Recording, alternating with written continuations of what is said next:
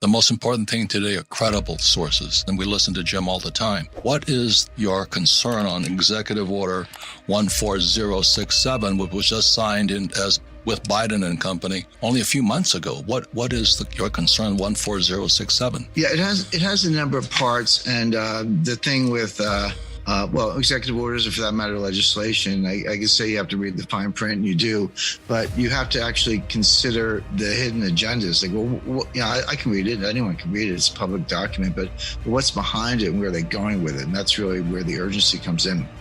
It's basically an order that accelerates the U.S. movement towards a central bank digital currency, so-called CBDC. These are happening all over the world. Beijing already has one. They're past the prototype stage. They kind of rolled that out during the Winter Olympics, last February. Believe it or not, the Bahamas has a digital currency. There are a few other countries that have already gone in that direction. Europe is the European Central Bank is very far along.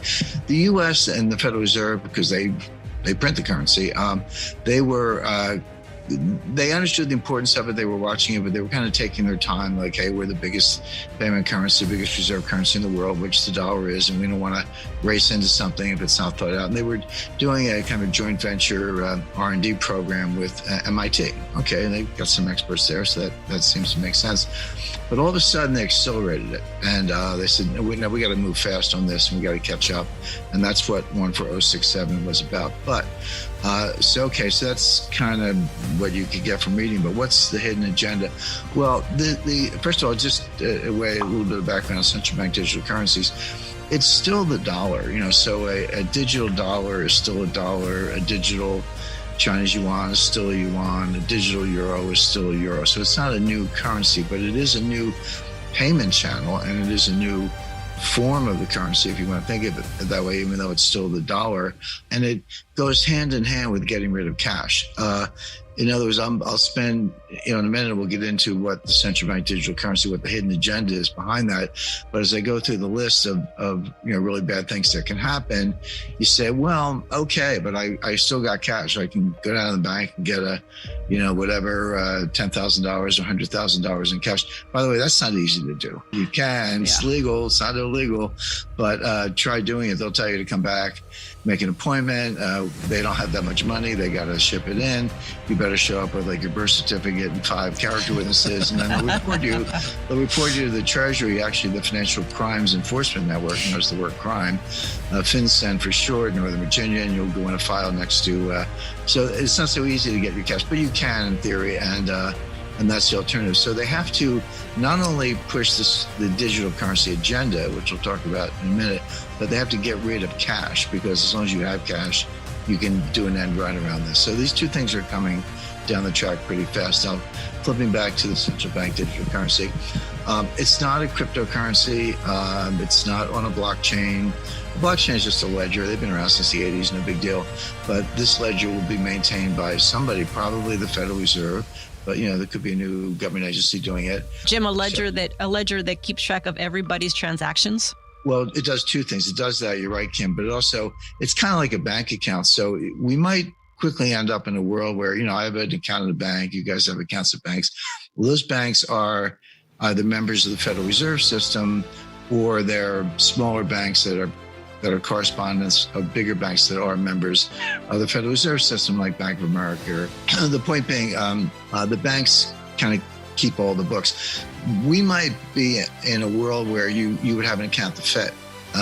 Kim and Robert and I and everyone listening would have an account at the Fed. We'd have it on our iPhone or our Samsung or whatever our mobile phone is.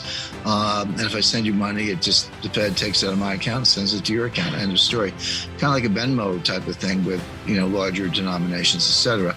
That has implications in terms of disintermediating the banks. Like, if you can do that, which you can technically, who needs banks? Those are like ancillary. The Fed's main job from the beginning, from 1913, really 1907 onward, is to prop up the banks. Like, that's why they're there.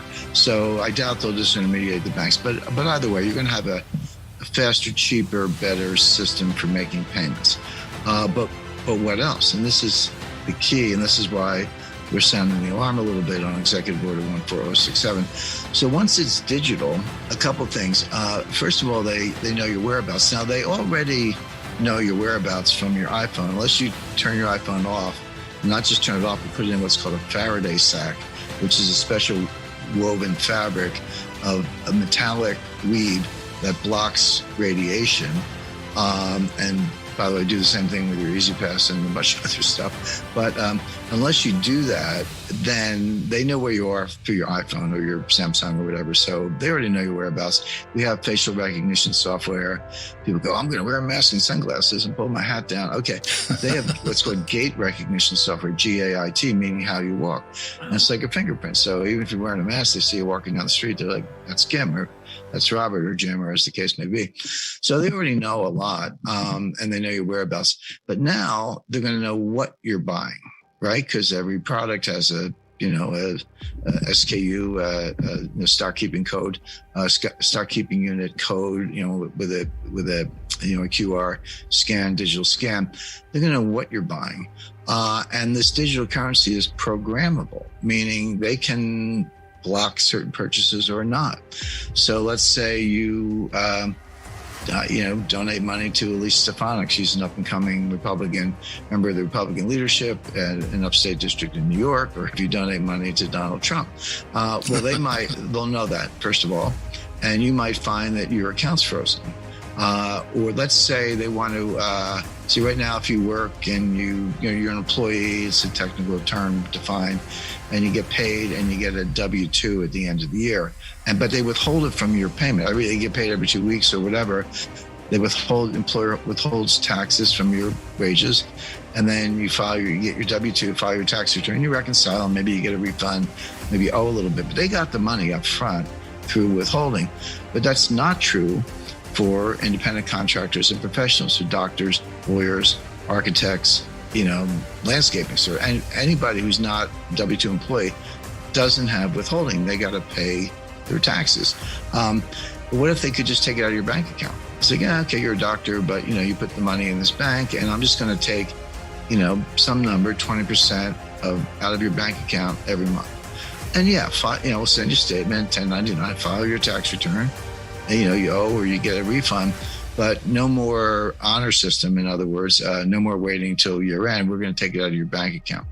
Or what if, as a form of stimulus, even though it's not stimulus, but they'll call it that, but we're going to put a countdown clock on your bank account. And if you don't spend 10% of it in the next 30 days, we're going to deduct, that much. So in other words, use it or lose it.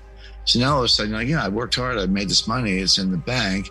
But you're telling me if I don't spend it, I'm going to lose it anyway. So I might as well go spend it. And of course, the idea is to stimulate the economy. But the point is, the number of things you can do, from surveillance to identifying your political preferences, withholding taxes, account freezes, account seizures, time limitations on your money. Your money's a countdown clock. It expires after a certain period of time, etc. I could go on and on, but you could take the point, which is it's not your money anymore. I've always said to people, you put your money in the bank, it's not your money, it's the bank's money, and they'll give it to you if they feel like it.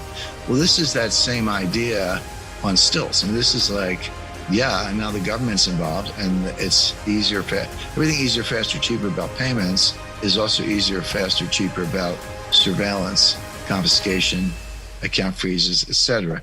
And then people say to me, they explain that what I just said to you guys, and they say, that'll never happen. It's already happening. It's already here.